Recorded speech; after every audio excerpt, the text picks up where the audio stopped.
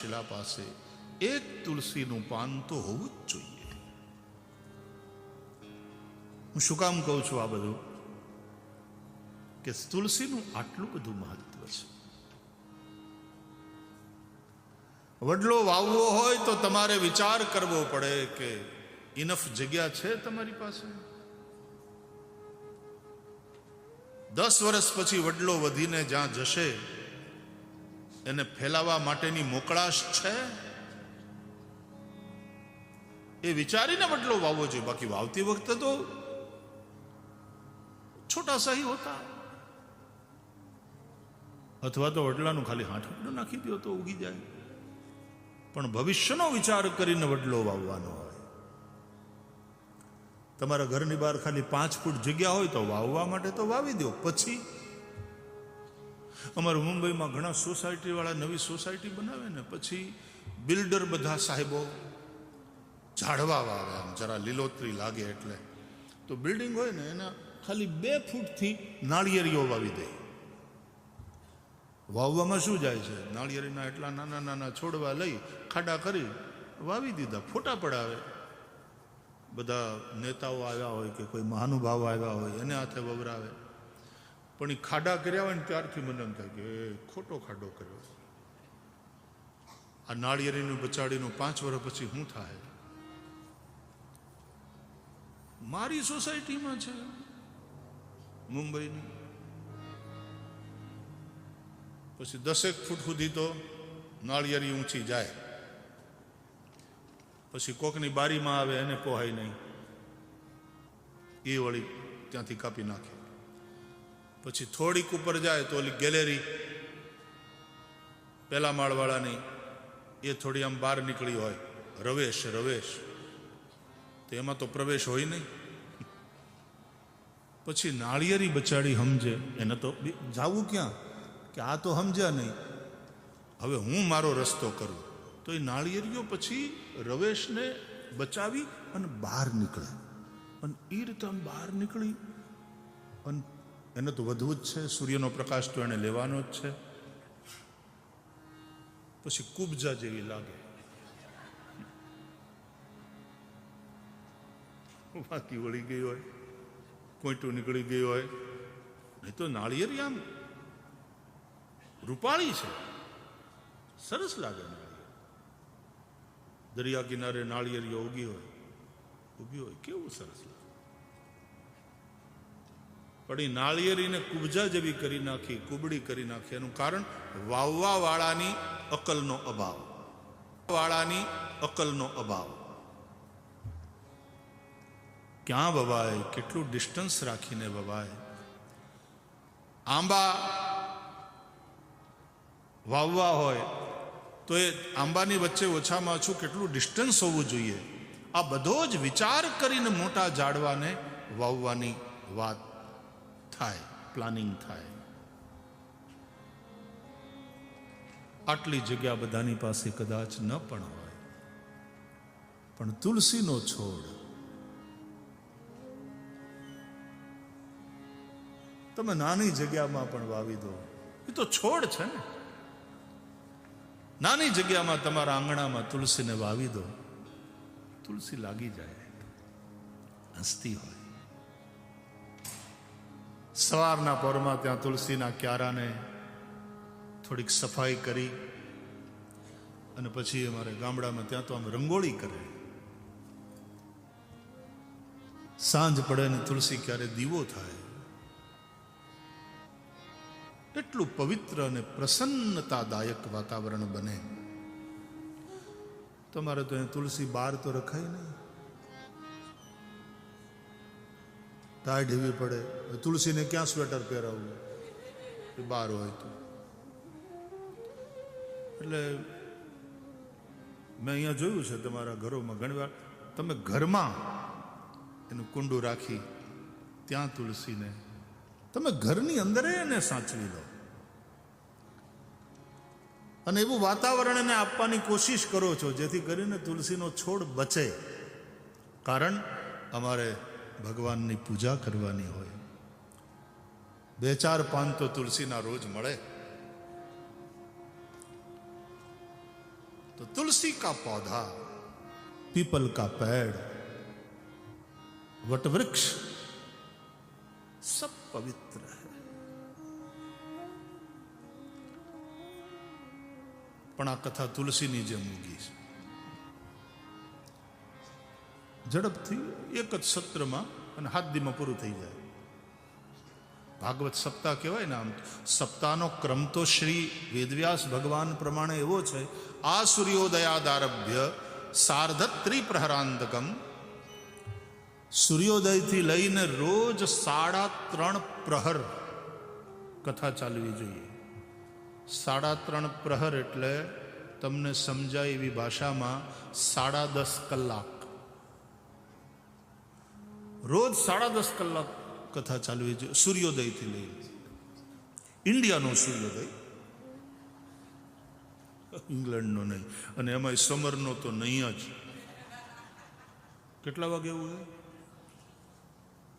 4:30 સવારે, અને રાતના 8:30 ક્યાં સુધી ચાલે? 10. એટલા માટે તે સૂર્યોદયથી સૂર્યાસ્ત એમ ન કીધું.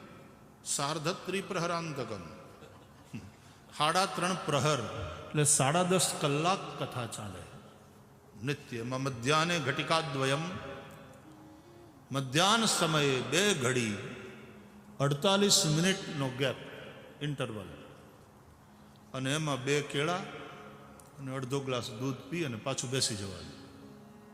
આગળની કથા ચાલુ થાય. એ નિયમ સાથે, એ પવિત્રતા સાથે, એ તપસ્યાની તૈયારી સાથે 7 દિવસ કથા થાય. તો પરીક્ષિતે જેમ સાંભળી એ રીતે થાય. પરીક્ષિતની પાસે તો બીજો કોઈ ઉપાય નહોતો, કારણ કે દિવસ જ એના આયુષ્યના 7 જ વધ્યા હતા. બાકી આપણા માટે તો વ્યાસજીનું જે બીજું વચન છે એ યાદ કરવાનું. હા, સુરપ. સદા સેવ્યા શ્રીમદ ભાગવતી કથા, યસ્યાઃ શ્રવણ માત્રેણ હરિશ્ચિત્તમ સમાશ્રયે. સદા સેવ્યા, રિપીટેડલી કહ્યું છે. સદા, ડેઈલી, અને સેવ્યા, સેવન કરવા યોગ્ય છે. દવા જે દરરોજ લેવાની કીધી હોય ને એ દરરોજ લેવાય. સવાર બપોર સાંજ સેવન કરવાનું કહ્યું હોય તો એ રીતે સેવન કરાય. એના જે અનુપાન સાથે દવા લેવાની સૂચના આપી હોય વૈદ્યજીએ કે ડોક્ટરે, કે આ દૂધ સાથે લેવાની છે, કે આ પાણી સાથે લેવાની, કે આ જમ્યા પહેલા લેવાની, કે આ જમ્યા પછી ભૂખે પેટે નહીં લેતા, નહીં તો તકલીફ થશે. જે સૂચના અપાણી હોય તે મુજબ તે સમયે તેટલી વાર અને તે અનુપાન સાથે, અનુપાન એટલે જેની હારે લેવાની હોય એ, કે દૂધ સાથે લેવાની, કે આ મધ સાથે લેવાની. અમારા ઇન્ડિયામાં તો શરદી થાય ને ઉધરસ ને એવું બધું થાય ને, પછી અમને ઉધરસમાં દવા લેવાની ગમતી, કારણ કે સીતોપલાદી લેવાનું કે ઘરવાળા સીતોપલાદી આપે, અને પછી એ મધમાં સીતોપલાદીનો પાવડર નાખી આમ ઘોળી, એવી ચાટવાની મજા આવે. આપણને એમ થાય, ઉધરાને કહેવાનું મન થાય, ભલે થઈ મારો બાપ, ભલે થઈ. બહુ સરસ લાગે સીતોપલાદી મધમાં. કેટલા લોકોએ ખાધું? કેટલા લોકોએ ચાટ્યું? બહુ ઓછા. તમે ગોળીઓ ખાઓ, ગોળીઓ ખાઓ. આ બધા આનંદ તમારા ભાગ્યમાં નથી. મધમાં સીતોપલાદી નાખી બરાબર એને ઘોળી અને પછી જે ચાટવાની મજા આવતી. અમે તો ઉલટાના દાદી માન પાસે ને માની પાસે પાછા માગતા, હજી થોડું, કે મૂંગો રે, એવી રીતે ન મળે. આ કંઈ મીઠાઈ છે? દવા છે. આમ તો અન્ન માત્ર દવા છે. અન્નમ ઔષધમ ઉચ્યતે. ભૂખ એ રોગ છે, અને અન્ન એ ભૂખરૂપી રોગને મટાડવાની ઔષધિ છે. અને એટલા માટે અન્નને પણ દવાની જેમ જ લેવાય. 2 ગોળી ખાવાની કીધી હોય 3 ગોળી ખવાય, એમ 2 રોટલીએ પેટ ભરાઈ જાય તો ત્રીજી કારણ વગરની જરૂરી ખરી? આ દુનિયામાં જેટલા માણસ ભૂખને કારણે નથી મર્યા ને એટલા ખાઈને મર્યા છે. હકીકત, ખાઈને વધારે મરે છે. કટાણે ખાય, જરૂર ન હોય તો એ ખાય. આપણે કોઈકને સારું લગાડવા માટે થઈને ખાઈએ, અને આપણને ક્યાંક જોઈ જઈને સારું લાગે આપણી જીભને, એટલે આપણે જરૂર ન હોય તોય તૂટી પડીએ, એમ રોગ થાય. બાકી અન્ન ઔષધિ છે. ઔષધિની જેમ જો એનું સેવન કરીએ, ખાલી ભૂખરૂપી રોગ. આપણા ગામડામાં શું, ગામડાના માણસો આમ અભણ ભલે પણ ડાયા એટલા બધા.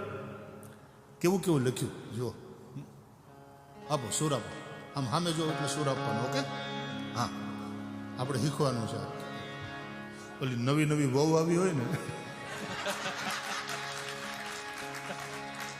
એ નવી વહુને પ્રેમ બહુ હોય એના ધણિયારે, પણ બચાડી સંકોચમાં હોય.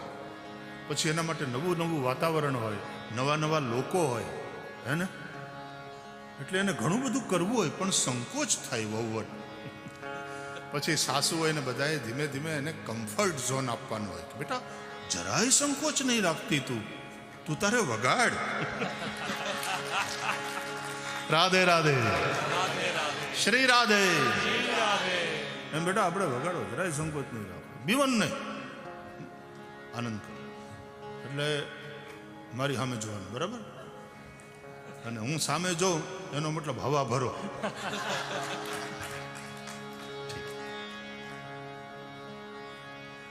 પેટ વચાળે ગુમડું, ગામડાના અભણ પણ અજ્ઞાની નહીં એવા કવિઓની વાત સાંભળો. પેટ વચાળે ગુમડું અને એનું ઓહડ અન્ન, ભૂધર કે ભર્યું હોય તો એ મોજું મારે મન. કાઠિયાવાડ એ કે ભર્યું હોય તો મોજું મારે મન. પેટ વચાળે ગુમડું એનું ઓહડ અન્ન, ઓહડ એટલે મેડિસિન, એનું ઓહડ અન્ન, ભૂધર કે ભર્યું હોય તો મોજું. તમે હજી બધા જૂના બેઠા છો ને એટલે આવું બધું કહેવાય છે. બાકી હવે નવી પેઢીને આ સંભળાવશું. What is that? What is he saying? અત્યારે તો શુદ્ધ ગુજરાતી છોકરાઓને સમજાતી નથી. तो अन्न भी औषधि है, भगवान का नाम भी औषधि, राम नाम की औषधि खरी रीति से खाए. खरी रीति से राम नाम की औषधि खरी रीति से खाए. अंग पीड़ा उपजे नहीं, महारोग मटी जाए. ભગવાનનું નામ એ પણ ઔષધિ. અને આ ભાગવતની કથા એ પણ ઔષધિ, આ પણ મેડિસિન છે. રાજા પરીક્ષિત કહે છે ભવૌષધાત શ્રોત્ર મનોभिरामात. ये कथा क्या है? बोले भवरोग के लिए औषधि. એટલે આ ઔષધિનો તે નિયમ છે, એની માત્રા છે, એનું અનુપાન છે. આમ તો 3.5 પ્રહર એટલે 10.5